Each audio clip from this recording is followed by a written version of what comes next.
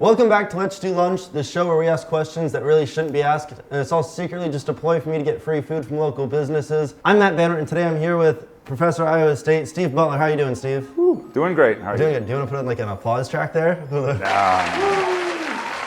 Fantastic. Today we're gonna have pizza, and let's dive into some food, and then we'll dive into some questions.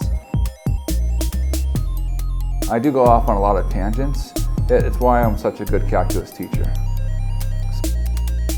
So I'm gonna ask you some math questions to get started. Sure. You can probably answer these. Who won the field medal in 1974? I don't know.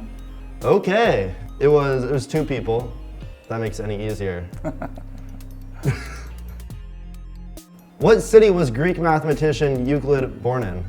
Well, one would hope somewhere in Greek. Let's say Athens. Why not? It was Alexandria. Oof. 0-3. Good. Oof. Alexandria. This is rough. Wasn't that Egypt? I read it on Wikipedia, man. Okay. All right. I do not check I don't my know anything sources. about math history. Who is accredited for making the equal sign? If you can get this one, you get all three correct. I'll just give it to you. Wow. Gosh, Robert something. But No way, you're actually right. It was Robert Record in 1557 invented the equal sign. yeah, it's actually, if you look at the old textbooks, what the equal sign looks like, it's two very long lines. So if you right nowadays, it's very short. Yeah. But in the old textbooks, it was like an inch long. And the idea was that the equal sign was actually the following. It was two parallel lines. Yeah. Because the idea was, what could be more equal than two parallel lines? Whoa! I'm gonna give you 3 for 3 just because you No. got that one. You nailed it. Who do you think would win in a fist fight? Leonard Euler versus Lewis Carroll. Well, probably since Euler was blind in one eye, and then later on blind in two eyes, maybe Carroll might have an edge. You say Lewis Now, Carroll? Of course, Lewis Carroll is not his real name. His real name is Charles Dodgson, and he was a logician. He studied logic. Yes. And so if you become a mathematician, you too can write childhood stories and be famous. Einstein versus Dr. Chris Lee with a K. Well, it depends what time of your life. I mean, Einstein was very much a pacifist. We'll say, towards the end, as far as I know. yeah, we'll say like 1930s I mean- rambunctious Einstein. I don't think either of them would engage in a fist fight. But given that Chris Lee, I believe he came from Brooklyn, I suspect there's a little bit of a He's got it. rough and tumble character deep down inside. But There it is. underneath. So maybe he might win in a fist fight, but they both seem like gentlemen scholars to me. On to class related stuff. What is the craziest thing a student has offered for a grade in class? Or has like Nothing. done for a grade? Really? They just know it's not going to work with me. A no nonsense class? Yeah, Wow. I'm sorry. Do you have a favorite like in class and lecture story? Does it have to be made up, or can I tell you an honest one? Yeah, I'd prefer a real in lecture story. Okay, it's not that you would ever tell anybody this, right? Oh yeah, this is, You cameras know, aren't wrong. I try to stay up with Reddit, but I find that the memes move faster than I do sometimes. So there was a few years ago where there was this phrase, Netflix and chill, and I had no idea what it was, but I kept seeing it over and over again. Really? And I thought, oh, that probably meant like just, lay around, like probably smoke marijuana or something, be lazy. And so I was talking about it, and then I was talking, and this was multivariable calculus. And I tell lots of stupid jokes. I said, well, let me work this Netflix and chill in there. And so I was like, okay, and then you're on this level curve, you don't want to move around, you just want to like sit back, watch some Netflix and chill, and they laughed, and I was like, oh, this is fantastic, they laughed. And, Oh no. And then afterwards, I was telling this to a graduate student, and said, that means sex, don't you? What? And I thought, oh man, no wonder they laughed. But the students laughed, and I was like, okay, good. At least they got that. I do try to add humor. I think humor helps when you're trying to learn calculus. Well, you mentioned it before I could. You are notorious on the Iowa State subreddit. So I printed off 5 Steve Butler memes because they do trend. Okay. Some of them are from today, some of them are older. And I just want your thoughts on them real quick. Can you do Sure. that? All right. Cool. What are your thoughts on this one? That's not the best screenshot. I mean, I'm already a big enough guy, and the way that it's printed here, like, so it really adds, an extra 50 pounds there. But no. doing some juggling research. I am. Well, I taught a class on math of juggling. I don't think I could defeat Thanos. You don't think so? No. Blatantly inaccurate memes. That one, yeah. But that was a fun class. That was back in the day when I was, that was several beards ago. Yeah, we're both doing No Shave November. Well, I had a head start though. My No Shave November was starting 2017, whereas you were a little bit more. And I'm struggling the way it is. I'm struggling the way it is. See, part of the problem is I don't know the context. I thought it was cute. Yeah, this is taken from the picture there is taken from I have a YouTube channel. Really? Yeah, that's where I post my lectures. Okay, that makes sense. And this is my introduction, and I had to update my introduction because the original intro, I had to say, I think I'll give a shout out to my sponsor, the Mattress Company. For a better night's sleep, do your math homework. And then I said, well, there's when I record my lectures, what I do is I record the overhead camera, and so all you see is my hands. And I said, well, there's a reasons for that. If you go to Rate My Professor, you'll see that I have a frozen chili pepper, so I held up a little blue chili. But Rate My Professor discontinued their chili ratings. I hated that. Because I used to love it, and then they got rid of it one day. Well, they felt that it was offensive. And, I get that. But I do feel a little bad because we're some faculty who are like, I've got a chili, and that's kind of cool. I got a chili, We had some really a collection of young faculty who had chilies, and now it's probably inappropriate for me to even say who they were. But we've already mentioned one. We won't know. We won't name names, but you know. If you know, you know. They know who they are.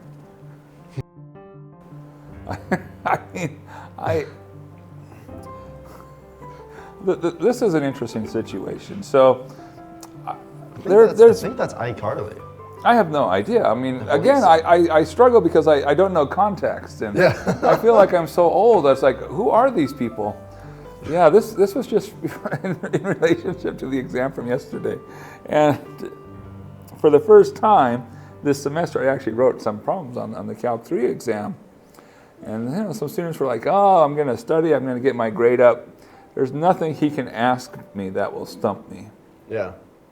And I guess turns out that maybe there are some things I can ask. Gotcha. I'm kind of notorious for writing hard test questions. Well, you have a happy little derivative, a happy little integral, and I think that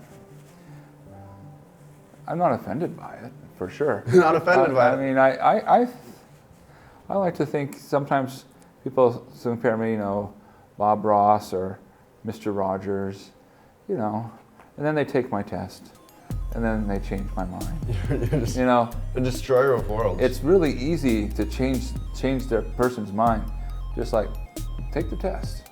Okay, maybe he's not quite the Bob Ross. That's you change on. You'd show him the calc exam. You have a notoriously difficult Mario question, which I've been told about. What is your favorite Mario game? I have one of these emulators that Nintendo made, Super Nintendo. Yeah. And so I've been playing Super Mario Brothers in the last few. The original? No, it's for the Super Nintendo. Okay, gotcha. Whichever one that's called. I'm gonna some food real quick. And I was like, well, I remember these games when I was a kid. I still played them. And I was looking, I was like, boy, were the graphics really this bad on some of these games? And I guess they were. I mean, of course, when we were kids, we're like, wow, this is so amazing. I can't believe how good this is. But on the subject of my test being notoriously difficult. So before I came to Iowa State, I was working at a community college out in California called UCLA. And there was one quarter, because they're on the quarter system of the semester, really? Where I taught calculus. Mm-hmm. And when the quarter started, I had the biggest math class at UCLA. Really? And then I gave a test. And then I was no longer the biggest math class at UCLA because there were so many people who dropped. And that was back in the day before I became sort of soft and friendly. Now you're too kind. Yeah, well, the questions I write nowadays, these are the easy ones. Oh. You know, back in the day, I wrote some really tough questions. I'm glad I'm a business major. That's just, you know, what my classes are like. I'm merciless. Nice. But on the other hand, it's on the record now. you do learn. And that's all that matters in the end. Well, sometimes what you learn is, I don't want to do anything with math. Yep. But you do learn. So we're talking about the Iowa State subreddit. Sure. When did you start getting on Reddit, and when did you realize that you were like a Reddit icon or a figure? Because I know you comment on stuff and you're pretty active there. I mean, I've been on Reddit for a very long time, for years and years. Reddit. And I mean, for a long time, I went there because of other places. There's a math subreddit. I went to look at the movies. I used to go to the movies a lot more, but that was back in the days before the calculus became so much a part of my life. Wow. But I saw there was an Iowa State subreddit, and so I would look around, and then from time to time, I would see people asking a question about math, and I would just say, you know, here's how we feel. Yeah. And then one day, someone saw my response, and they said, "Is this Steve Butler?" And I'm like, yes. Oh no. And they're like, they know who I am. And I got outed, and then they started saying, "Hey, you know, we know Steve Butler, and we know his Reddit account." And, yeah. And so they started directing questions to me, and said, all right. I said, all right, fine, I'll just embrace it. So you just. And I put, you know, on my flares as, you know, Steve Butler. Yeah. I mean, my username is Pulashan, which sounds like the word pollution. It's actually my Chinese name. My wife is from China. Really? And so for self-defense purposes, I learned Chinese. I said, okay, I need to know at least enough Chinese to say, 我听不懂说英文, which translates as, I don't understand, speak English. And so that's the phrase I remember most.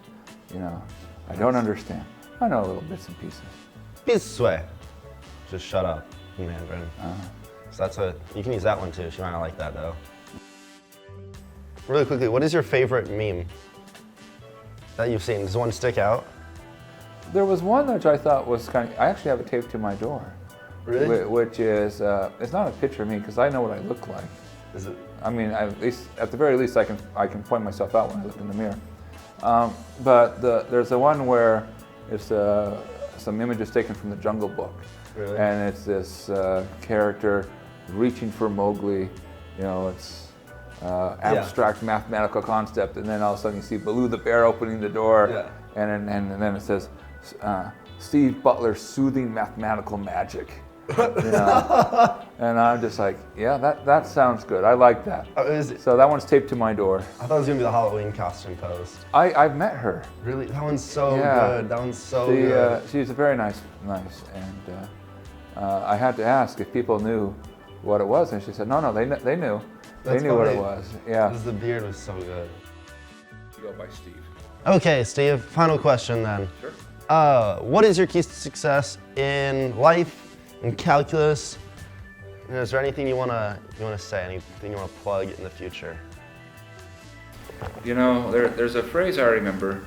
There was somebody saying, I find that I've been very lucky in my life. And it's true, I feel like I have been very lucky in my life. A lot of things could have gone a different way. I could have ended up at a very different place, and for better or for worse. But things have worked out extraordinarily well. Much better than what I should have expected. And but anyways, the phrase really goes, you know, I've been very lucky, and I found that the harder I work, the luckier I get. And it takes work. It takes work, you know, and if you want to do well in classes, a lot of people are they always come and say, okay, what's on the test? Yeah. And they're like, you know, maybe if he just tells me the questions, I can study. Well, they're looking for their shortcut. No, learn the ideas. And there's so many resources available. Go to office hours. If I can plug anything, the faculty, and my experience is primarily with the math department.